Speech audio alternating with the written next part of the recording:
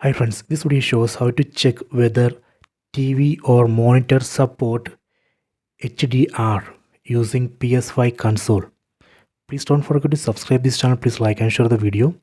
First go to settings. Set settings icon from top right corner. Under settings go down. Select screen and video. Then go to video output. Under video output go down. Select information for the connected HDMI devices. Select this option. So here we can find three resolutions. See, let me go to the first one. Here you can see it says HDR supported. Let me go to the next one.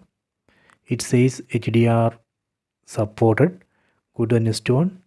See, it says HDR supported. That means this connected monitors support HDR.